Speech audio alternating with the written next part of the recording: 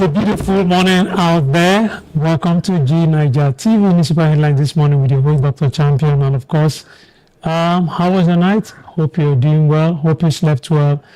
And of course, hope you enjoyed the rainfall that fell last night. Of course, it made everywhere to be cold and chilly and made our night to be more comfortable as against the heat thereabout. Okay, so this morning is another Champion's Creed. I would like to call that. It's our motivational tips to help you get better with your life just before we share the municipal headlines this morning. And of course, we're looking at your job attitude. So our Champion's Creed this morning is about job attitude. When you change your attitude about your job, it will make a dramatic difference about your performance on the job. Being cheerful keeps you healthy. Being cheerful keeps you passionate about what you do. If you wake up every morning and you go to your office frowning, dragging, sad, depressed, it's most likely you will not do well at work on that day. If you go to the office carrying the problems of the house to the office, most likely your boss will get angry at you for low performance. So it's important to understand that there's an attitude you need to have on your job. There's work ethics, there's work attitude, there's work etiquette that will help you get better. And I tell people that attitude is everything. You know, you should ask yourself a question this morning: is my attitude worth catching? Is my attitude worth catching? A wise man said, and I quote, "If you go out looking for friends, you are going to find they are very scarce. If you go out to become a friend, you will find friends everywhere." I'll take that again. It says, if you are going out looking for friends, you are going to find that friends are very scarce. But if you go out to become a friend, you will find friends everywhere. Anonymous. What does that mean? It simply means that you can't give what you don't have. Until you decide what you want with your life, you will not be able to affect others positively. So like I usually say, if it's going to be, it's up to me. So this morning, we're encouraging you, change your attitude, be happy. Of course, Nigeria is going through a hard time, but you don't need to have a hard face. You don't need to have a hard life.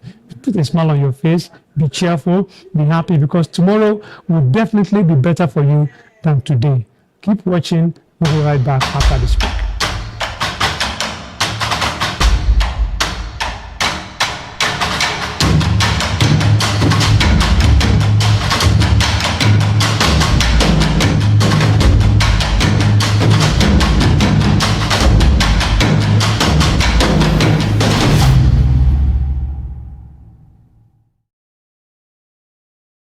Welcome back, and in case you're just joining us, this is the G9ijaTV news headlines this morning, and of course we have very interesting newspaper headlines this morning. We're starting off with the Vanguard newspaper.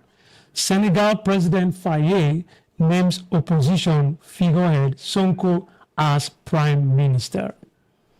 Wow, interesting. Now the news in detail. Faye, 44, has never previously held an elected office. He swept to a first-round victory on a promise of radical reform just 10 days after being released from prison. He took the presidential oath in front of hundreds of officials and several African heads of state at an exhibition center in the new town of Diamniadio near Dakar in Senegal. He then returned to the capital with his motorcade, greeted by hundreds of jubilant residents who lined the roads leading to the presidential palace. His predecessor, Macky Sall, symbolically handed Faye the key to presidential headquarters before leaving the palace.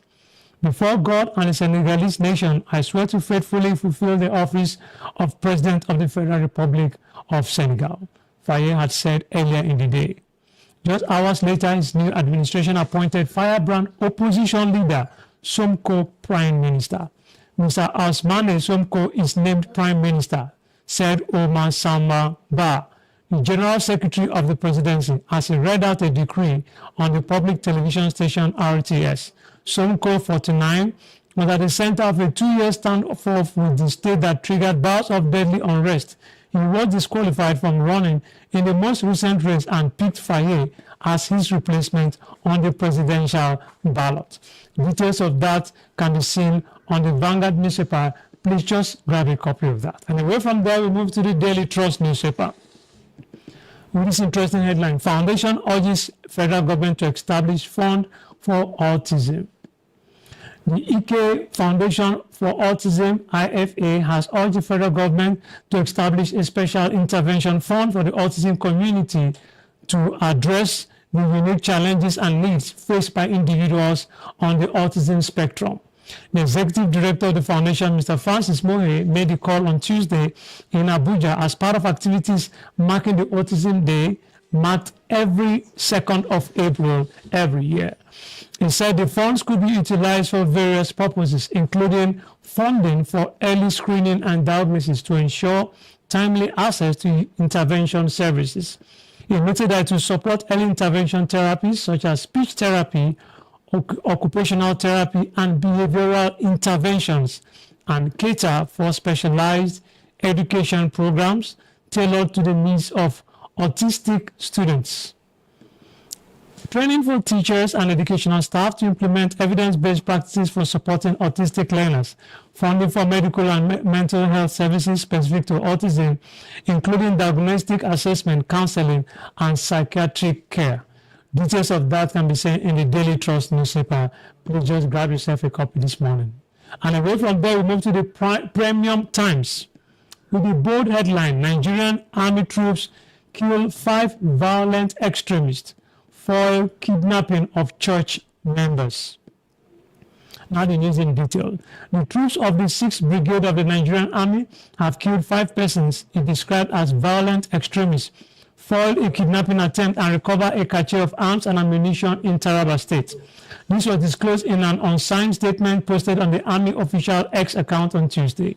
According to the statement, the troops acted decisively on intelligence on the plan of the extremists to kidnap some church members returning from church program in Wukari along Tortise and Takum Road. It also said troops of the 93 Battalion deployed in Wukari swiftly swung into action and tactically lay in wait for the extremists and insurgents in the early hours of Tuesday.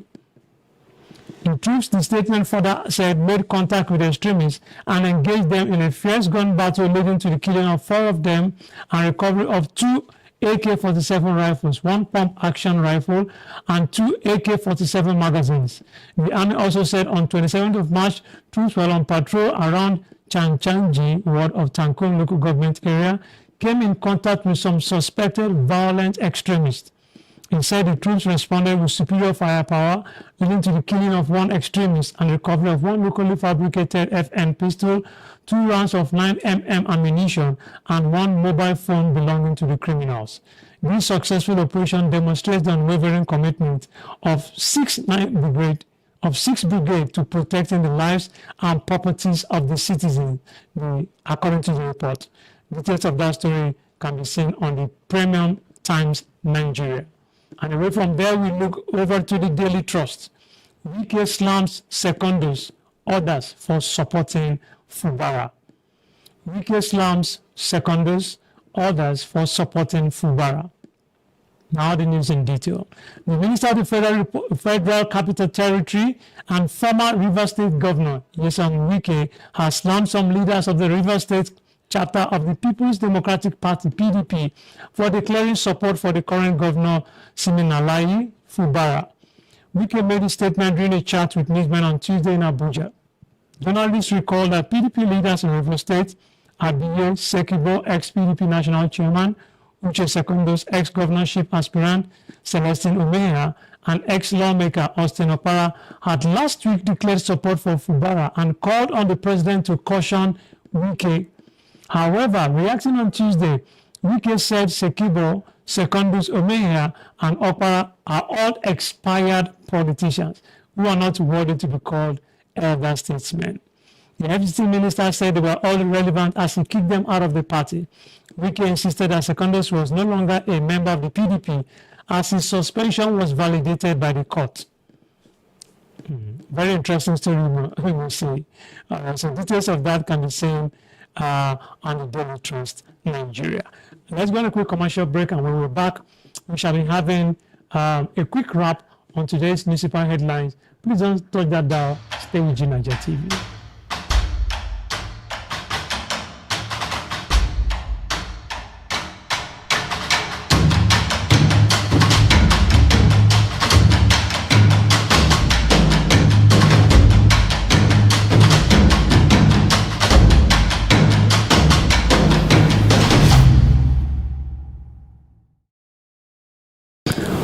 You're welcome back, and in case you're just joining us, this is the G9ijaTV newspaper headlines this morning, and of course we are looking at the leadership newspaper with an interesting headline. Okoma 17, monarch hailed for surrendering to military. Monarch hailed for surrendering to military. The executive assistant on orientation and communication to Delta State Governor, Barrister Fred Latimore, has said the decision of the embattled Ewu monarch to surrender himself promptly to the military authorities for interrogation was a mark of patriotism. He stated that as a guest of News Central television station in Lagos, saying the monarch's conduct, actions and inactions are commendable. Ogene Siwe, who is also the head of Delta State Orientation Bureau, however, appealed to the military not to punish innocent people in Okoma community and environs for the crime they did not commit. The traditional ruler of Ewu Kingdom, His Royal Majesty Clement Ikolo, did well by presenting himself to the military for interrogation in the ongoing investigation. His conduct, actions, and inactions are commendable. It is hoped that Okoma community will bounce back in the near future. He said, meanwhile, the Traditional Council of Chiefs Ewu in Delta State has called for the immediate release of the detained monarch, Clement Ikolo. According to a statement by them, His Majesty is in no way associated with the ongoing feud between Okoloba and Okoma communities, let alone the tragic killing of military personnel. Our monarch, His Royal Majesty Ovie Clement Ogonerukewe Ikolo, the Okupe I, is a peace-loving man who has diligently sought to reconcile the factions within our kingdom since his ascension to the throne 4 months ago. He has not set foot in Okoma community, nor has he visited Ewu, the headquarters of our kingdom, to engage in his royal duties, the statement added. Details of that story can be seen from the leadership newspaper. And of course, we move over to the Sahara Reporters. Sahara Reporters.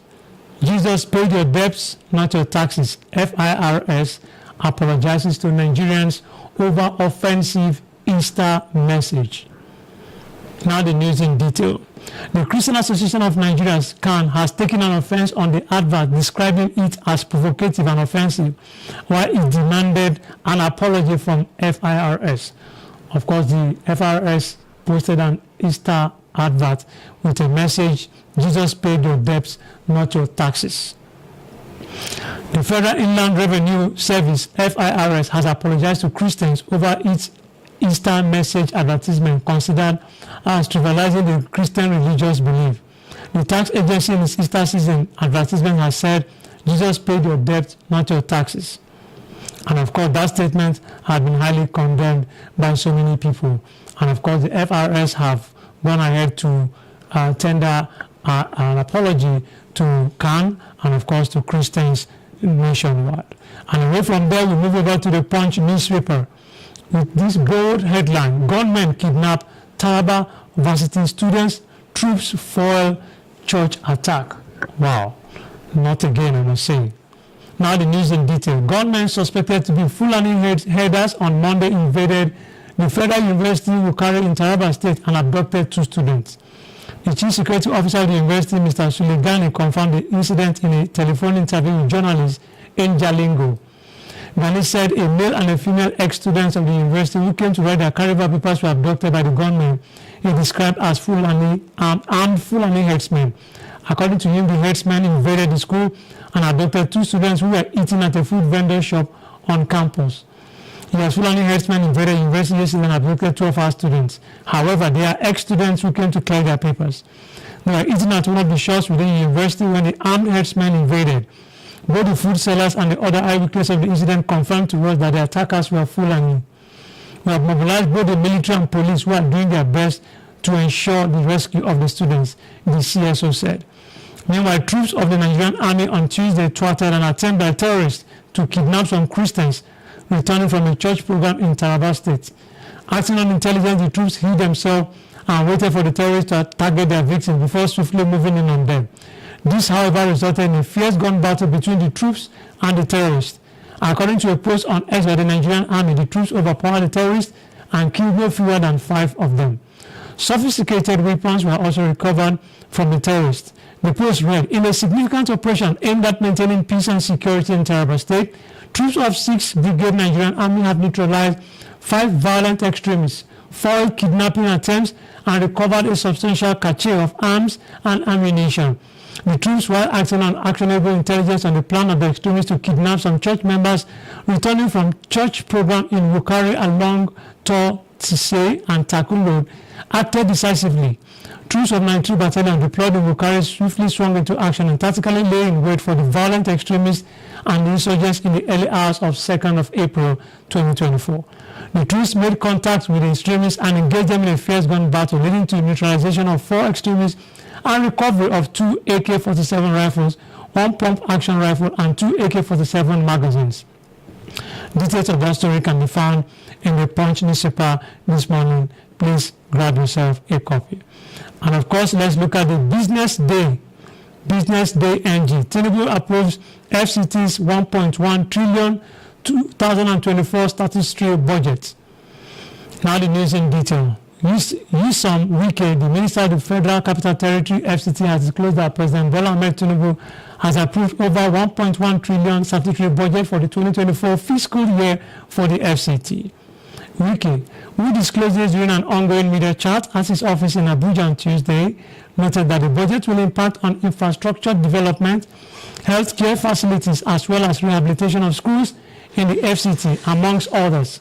He expressed delight over the assent by the president and explained that the budget will impact on infrastructure, development, healthcare facilities, as well as rehabilitation of schools in the FCT, amongst others.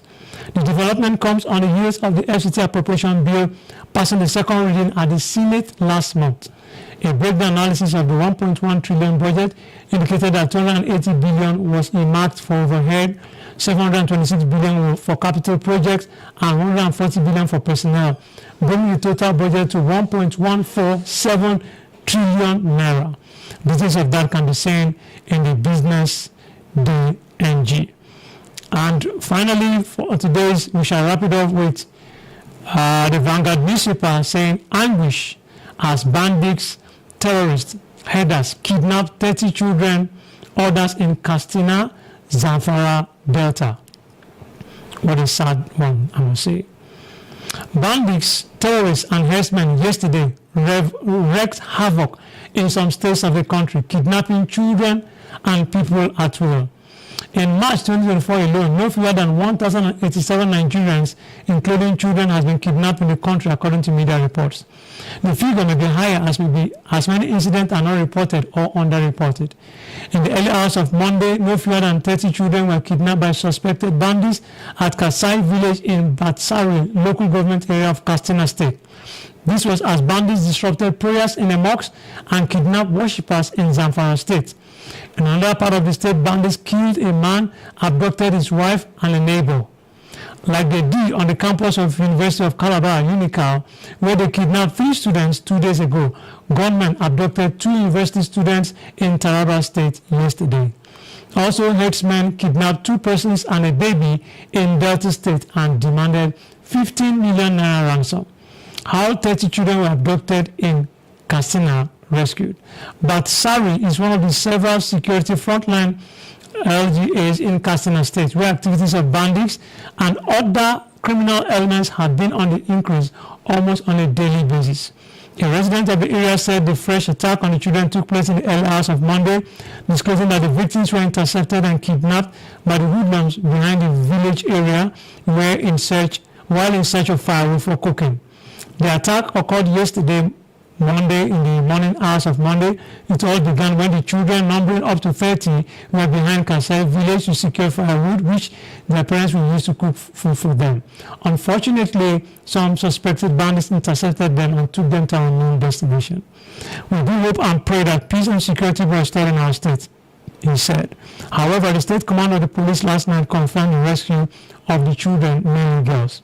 In a statement by Abubakar Aliyu, spokesman of the command, read, on 1st of April 2024, at about 10:30 a.m., about 28 girls who went to the outskirts of Kasai village to fetch firewood were abducted.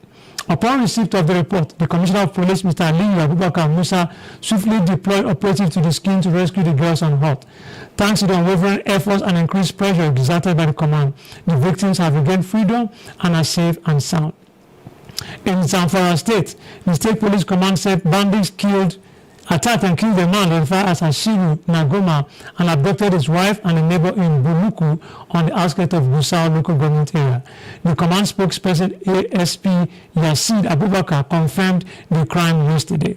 This was coming on the heels of the post on X, formerly called Twitter, made by Maiduguri-based security expert Zagazola Makama, who raised an alarm that bandits sneaked into Gusau town to abduct several worshippers in a mosque while observing midnight prayers around 2 a.m. Sad in the early morning of Tuesday, at about 2 o'clock, bandits sneaked into Gusau town and abducted several worshippers in a mosque while they were observing Tahajjud midnight prayers, he wrote. Tahajjud is a special prayer being observed by Muslims in every last 10 days of the holy month of Ramadan. However, speaking on the incident, Abubakar stressed that the late Nagoma had resisted an attack by the gunmen who in turn killed him and abducted his wife and a neighbor. A sad one. The bandits did not attack the mosque, they had a target, and it was the man that was attacked. His wife and neighbor were abducted. Our rescue team is on top of the situation and is making frantic efforts to make sure the prevention. We are on the Vanguard newspaper anguish as bandits, terrorists, headers kidnapped 30 children, others in Katsina, Zamfara, Delta State. In March 2024, no fewer than 1,087 Nigerians, including children, have been kidnapped in the country, according to media reports. The figure may be higher as many incidents are not reported or underreported. In the early hours of Monday, no fewer than 30 children were kidnapped by suspected bandits at Kasai village in Batsari local government area of Katsina State. This was as bandits disrupted prayers in the mosques and kidnapped worshippers in Zamfara State. In another part of the state, bandits killed a man, abducted his wife and a neighbor, like they did on the campus of University of Lake of Calabar, UNICAL, where they kidnapped 3 students 2 days ago. Gunmen also abducted 2 university students in Taraba State yesterday. Also, herdsmen kidnapped 2 persons and a baby in Delta State and demanded 15 million naira ransom. In Zamfara State, the State Police Command said bandits attacked and killed a man identified as Ashiru Nagoma and abducted his wife and a neighbor in Buruku on the outskirts of Gusau, LGA. What a sad one there. We are appealing to our security agencies to please help bring back all those that have been abducted.